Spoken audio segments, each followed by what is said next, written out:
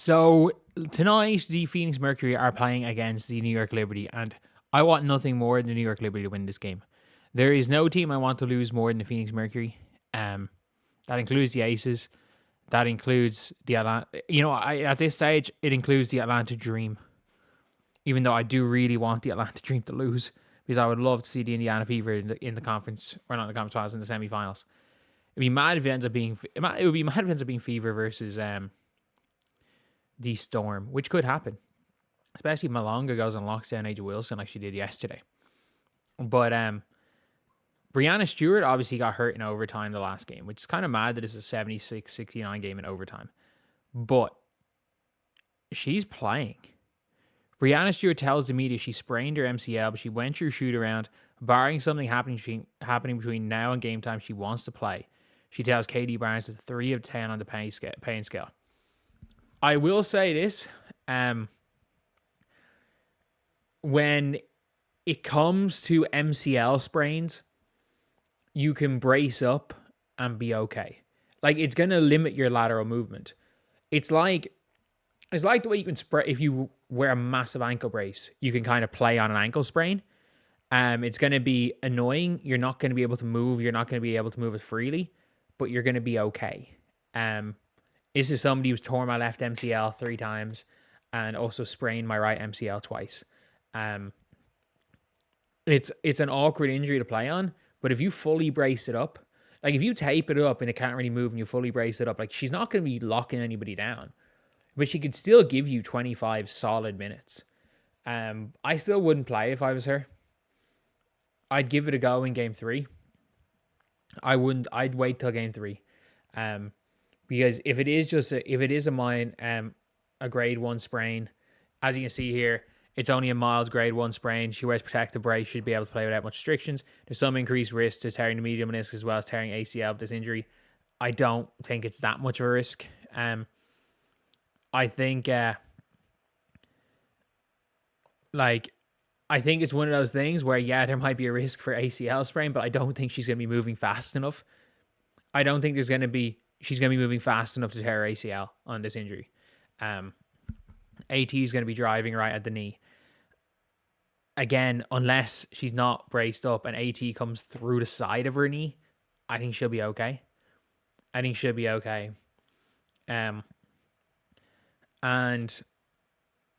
look, at the end of the day, even if she aggravates an MCL sprain and it becomes a grade 2, she's still back for Unrivaled. And I don't know how many years Breanna Stewart has left. Like, Stewie's drop off, like, I still think Stewie is one of the 6 or 7 best players in the world. But Stewie's drop off over the last few years has been huge. Like, she forgot how to shoot. She could barely play in Unrivaled. I know it was a 1v1, but she got 11-0'd. She got 11-0'd by Aaliyah Edwards. I don't know how long Stewie has left to play. Like, I understand she's 30, she's 94, so she's 31 right now, is she? Yeah, she's 31. I think she's got 2 to 3 more good years left in her, or 2 to 3 more years at the top of the game where she can be a number 1 option on a championship level team. And that 2 to 3 years might be gassing it. Like, that 2 to 3 years this might be the last chance. This might be her last chance to be a number 1 on a championship winning team. And I don't mind going for it. Heck, I've seen people play on MCL sprains for much less. Like, I played on an MCL sprain because I didn't want to lose my starting spot on an amateur team. And I understand you. I'm saying, oh, Stewie's, it could wreck the rest of her career. Man, Stewie just wants championship number 4.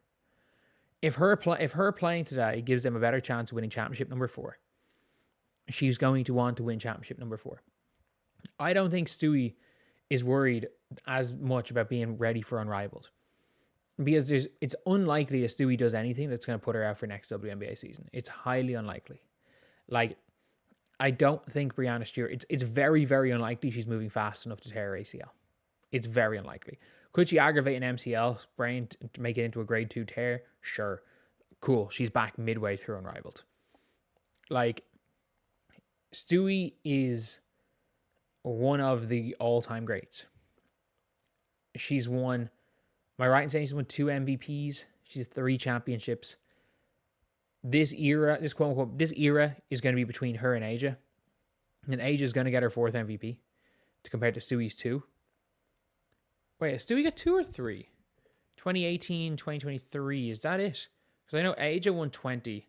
19, Stewie was out. 21 was 21 Jonquel. I think 21 MVP was Jonquel Jones. 22 was Stewie. Sorry, 22 was Aja. 23 was Stewie. So yeah, Stewie's won 2 MVPs, 2 finals MVPs. So she has a 2 MVP less than Aja, 1 more finals MVP, and 1 more ring. If she goes and wins a 4th ring, and especially if she goes and win a 4th ring with a 3rd finals MVP, and the way things are going for the Liberty, she probably will go and win finals MVP. Because Jonquel has not had the greatest end to the season. If they go and win it, suddenly that puts her into the, okay, does it matter? Does it matter more? Does winning matter more than individual greatness with the her versus Aja debate? Because when it's all said and done, the two of them are going to enter conversations with Lauren Jackson, with Lisa Leslie, with Candace Parker as that best 3-4 of all time. It's not 3-4, 4-5, 3-4-5, forward of all time. So yeah, that's pretty much it. I can see why she'd play. And it's one of those things being oh, why would she play? Why would she risk her career? But on a personal level, this is a best of 3 series. If this series was best of 5, there's 0% chance she plays this game. And they win game 1, there's a 0% chance she plays this game.